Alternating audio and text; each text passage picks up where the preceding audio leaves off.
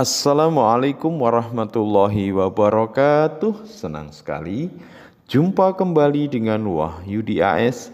Kali ini kita akan sajikan topik berkenaan dengan tes diagnostik matematika di SMA kelas 10 ya. Tentu ini disajikan buat kalian yang bersiap untuk belajar matematika di kelas 10. Jadi materi ini untuk mereview kembali materi-materi prasyarat yang diperlukan untuk bisa belajar dengan baik nanti di kelas 10 khususnya untuk mata pelajaran matematika. Silahkan untuk disimak ya. Oke, permasalahan yang pertama, sebuah segitiga memiliki panjang 2x plus 1, 3x min 3, dan x plus 3. Yang ditanyakan adalah keliling segitiga tersebut ya. Oke. Ingat, ini adalah materi kaitan perpaduan antara bangun datar ya dengan aljabar. Tentu bentuk aljabar ini nanti akan sering dipakai di SMA khususnya di kelas 10 ya. Ingat bahwa untuk bisa mendapatkan keliling segitiga itu adalah penjumlahan dari sisi-sisinya. Berarti sisi-sisinya bisa langsung kita jumlahkan ya. Jadi keliling sama dengan nanti penjumlahan dari 2x plus 1 kemudian ditambah ya 3x min 5, kemudian ditambah sisi yang ketiga adalah x plus 3. Oke, ingat bahwa bentuk penjumlahan aljabar kita di sini bisa langsung kita terapkan ya. Suku yang mengandung variabel x, ya ini 2x, 3x, dan x bisa kita jumlahkan. 2, 3, 5, tambah 1, 6, berarti 6x. Kemudian konstantanya 1 dikurangi 5 minus 4 ya, ditambah 3 ya minus 1. Oke, sudah selesai ya. Berarti kita dapati hasilnya adalah 6x min 1. Nah, jawabannya adalah yang B. Selanjutnya, terdapat persegi dengan panjang 3x plus 2 cm. Luas persegi tersebut adalah bla bla bla cm ini ya. Oke, ingat di sini bahwa luas persegi itu adalah ya sisi dikali sisi. Nah, karena di sini diketahui sisinya 3x plus 2, berarti nanti luasnya adalah 3x plus 2 dikalikan 3x plus 2. Ini mereview perkalian dari bentuk aljabar ya. Mudah-mudahan kalian masih ingat ya. Untuk mengalihkan bentuk aljabar ini, nanti 3x ini kita kalikan dengan 3x, tentu 3 kali 3, 9, x kali x kuadrat, 9x kuadrat. Setelah itu 3x ini kita kalikan dengan 2, maka kita dapatkan 3x kali 2, 2 kali 3, 6 ya, 6x. Setelah itu kita bergeser ke 2, 2 kita kali dengan 3x, dapatnya 6x. Dan terakhir 2 dikalikan dengan 2. 2 kali 2 dapatnya 4. Kita jumlahkan atau operasikan suku-suku yang sejenis. Ini suku-suku yang sejenis hanya 6x ini dan 6x karena x-nya berderajat 1, ini berderajat 1. Ini dan ini tidak bisa dijumlahkan ya, apalagi ini dan ini. Jadi 9x kuadrat dan 6x ya tidak bisa dioperasikan. Atau 6x dengan 4 tidak bisa.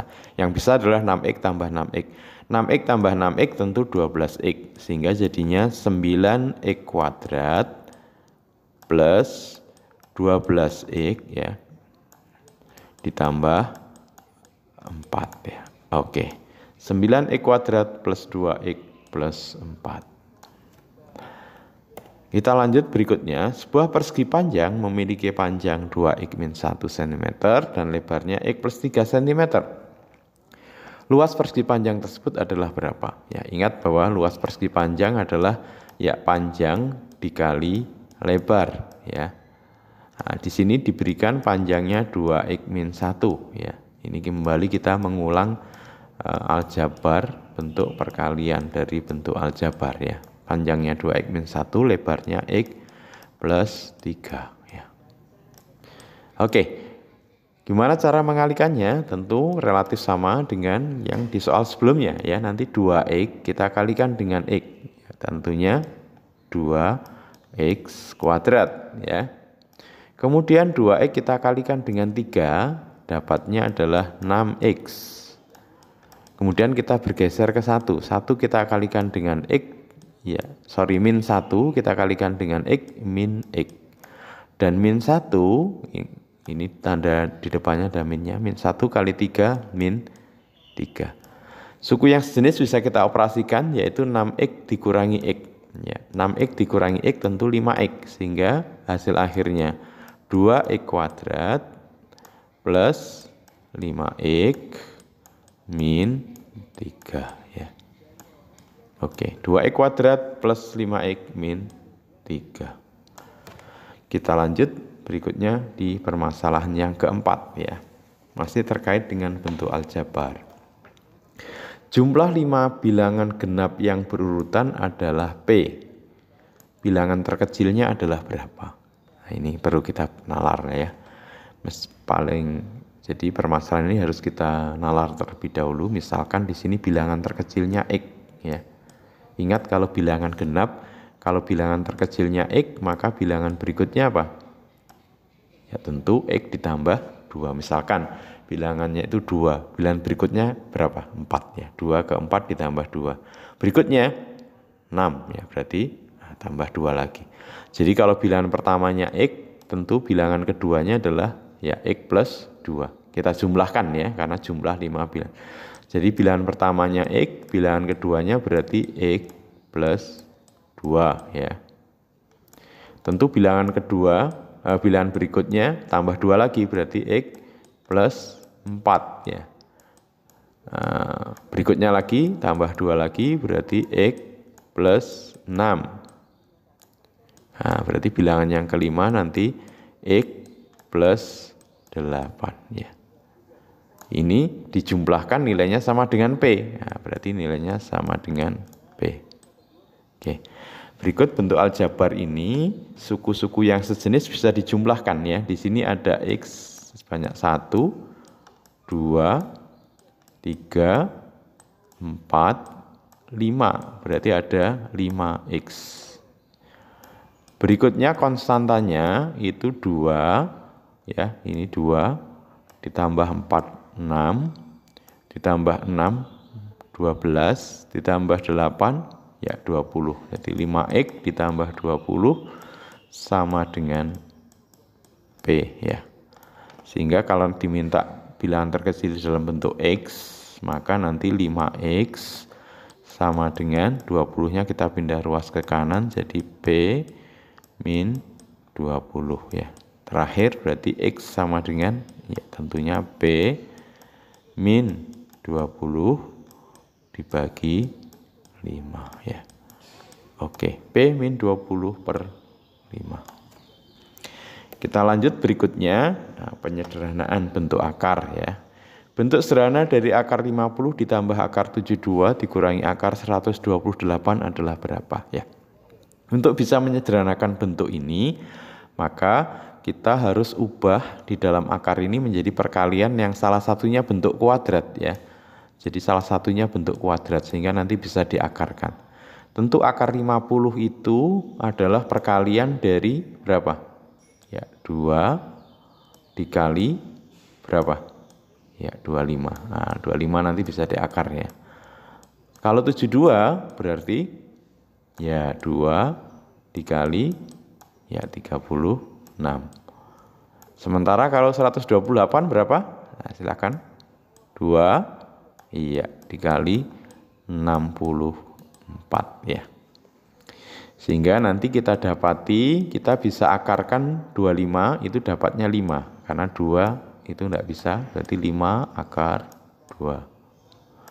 Kemudian 36 diakar 6 ya, 2-nya tetap ya 6 akar 2 dikurangi 64 diakar 8 akar 2. Ini sudah jenis semua ya, semuanya akar 2 akar 2 akar 2. Berarti tinggal dioperasikan 5 ditambah 6 11 dikurangi 8 ya 3 akar 2 ya. Oke, 3 akar 2. Lanjut berikutnya, bentuk sederhana dari 2 akar 3 plus 1 dibagi 2 min akar 3. Nah, ini berarti kita harus merasionalkan ya. Topiknya adalah merasionalkan bentuk dari bentuk akar ini ya. Nah, cara merasionalkan adalah ya kalau dalam bentuk pecahan kita kalikan sekawan dari pembaginya. Nah, nanti kita kalikan sekawan dari pembaginya. Berarti nanti 2 akar 3 ditambah 1 dibagi 2 min akar 3, kita kalikan sekawannya. Nah, sekawan dari 2 min akar 3 adalah 2 plus akar 3. Oke, per 2 plus akar 3. Karena 2 plus akar 3 dibagi 2 plus akar 3 tentunya 1. 1 dikali ini tidak merubah nilai. Oke, nah sekarang kita kalikan ya untuk pembilangnya. Nanti sama seperti perkalian bentuk aljabar. Nanti 2 akar 3 kita kali dengan 2. Berarti berapa? Ya 2 kali 2 4 ya. 4 akar 3. Kemudian kita geser 2 akar 3 dikali dengan akar 3. Kita bisa kalikan akar 3 dengan akar 3. Berarti akar 9 atau 3 dikalikan 2 sama dengan 6 ya. Saya ulangi. 2 akar 3 dikali akar 3. Nanti akar 3 dikali akar 3 tentu akar 9 alias 3 dikalikan 2, 6. Berikutnya 1 dikali 2 itu berarti 2. 1 dikali akar 3 tentunya adalah akar 3 ya. Sementara yang bawah itu adalah bentuk perkalian dengan sekawannya. Bentuk perkalian dengan sekawannya tinggal ini kuadratkan dikurangi ini dikuadratkan. Nah, berarti 2 dikuadratkan 4, akar 3 dikuadratkan akar 9, min akar 9 3. Nah, 4 dikurangi 3 nanti nilainya 1 ya. Berarti tinggal pembilangnya aja. Yang sejenis adalah 4 akar 3 ini bisa dijumlahkan dengan akar 3. Nah, 4 akar 3 ditambah akar 3 berarti 5 akar 3 ya. Kemudian 6 ditambah 2, 8. Berarti 5 akar 3 ditambah 8. Oke. Lanjut berikutnya ke persamaan kuadrat. Akar-akar persamaan kuadrat X kuadrat plus X min 6 sama dengan 0 adalah berapa? Salah satu teknik untuk menyelesaikan persamaan kuadrat bisa dengan pemfaktoran ya. Jadi nanti kita faktorkan bentuk itu. Ya, sama dengan 0 ya. Karena depannya ini X kuadrat, berarti nanti kita tentukan berarti perkalian antara X dengan X ya. Berikutnya yang belakang adalah min 6, berarti perkalian faktor dari min 6. Yang nanti kalau dijumlahkan itu hasilnya 1. Berarti ya plus 3 dan min 2 ya. Nah, ini kalau diuji nanti X kali X kuadrat, X kali min 2X, 3 kali X 3X ya, berarti X bener ya 3 kali min 2 min 6. Oke betul.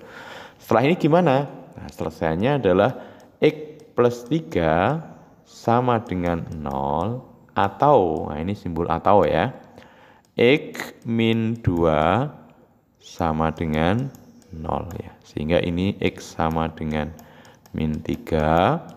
Yang ini X sama dengan 2 ya. Jadi min 3 atau 2. Oke. Lanjut berikutnya. Koordinat titik puncak grafik fungsi kuadrat fx sama dengan 2x kuadrat min 4x plus 5 adalah berapa? Ingat koordinat titik puncak itu terdiri dari sumbu simetri dan nilai puncak ya.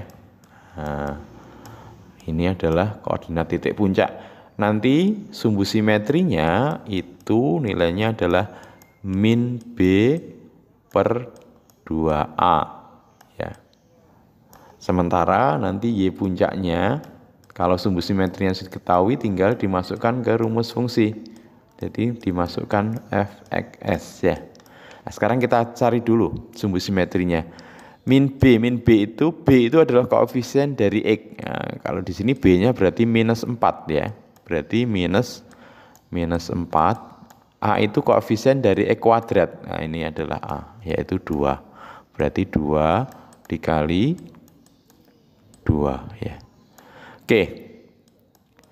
Min berarti plus ya, 4, 2 kali 2 juga 4, 4 per 4 ya 1. Nah, sumbu simetrinya sudah dapat, nilainya 1. Kita masukkan ke sini, berarti Y puncaknya nanti F1. Nah, berarti pada fungsi ini nanti X-nya itu kita ganti 1. Berarti sama dengan 2 kali 1 kuadrat dikurangi 4 dikali 1 plus 5 ya.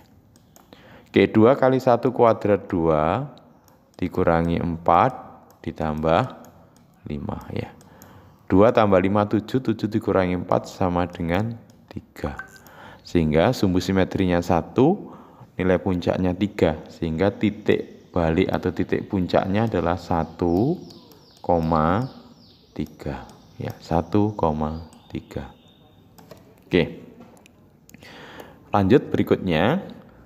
Persamaan grafik parabola pada digambar di bawah ini adalah ya, ingat kalau kita amati parabola ini diketahui ada 3 titik ya, yaitu titik potong terhadap sumbu X yaitu di X 0,0 dan 4,0. Berarti anggap aja di sini titik X-nya atau akarnya atau yang X yang berpotongan dengan sumbu X ya, itu X-nya berarti X1-nya adalah 0, kemudian X2-nya adalah 4 ya.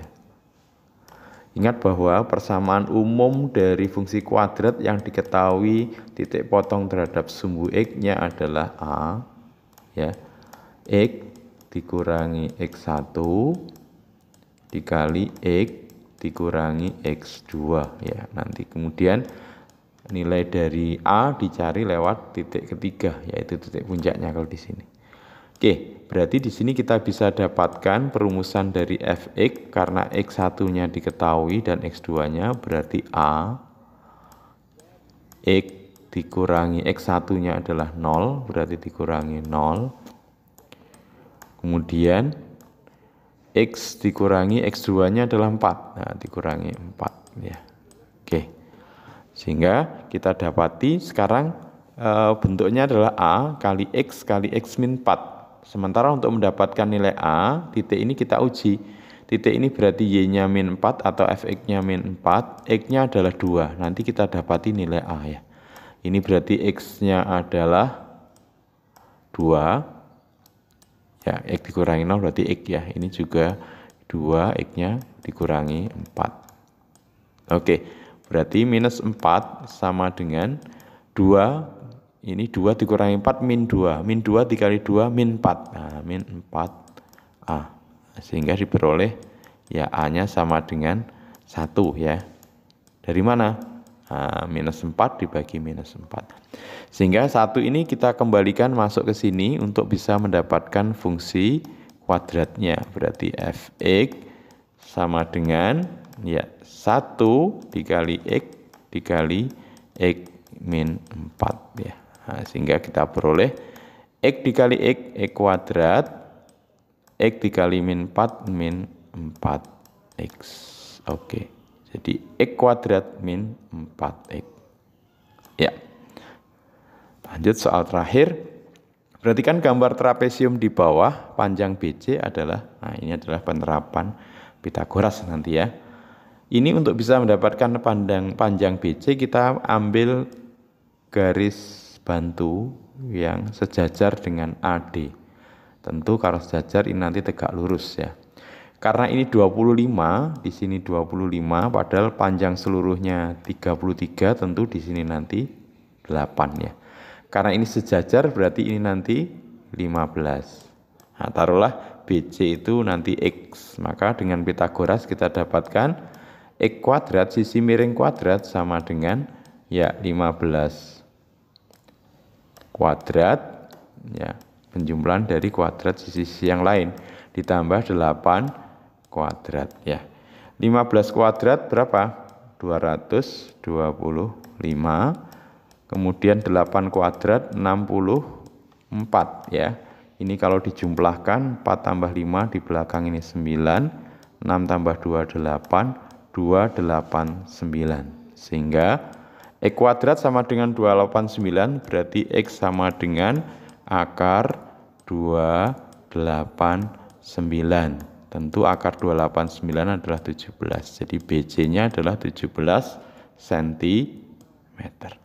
Oke, mudah-mudahan bisa dipahami dan membantu kalian untuk mereview materi-materi prasyarat untuk belajar di kelas 10 SMA. Sampai ketemu pada video berikutnya. Terima kasih. Assalamualaikum warahmatullahi wabarakatuh.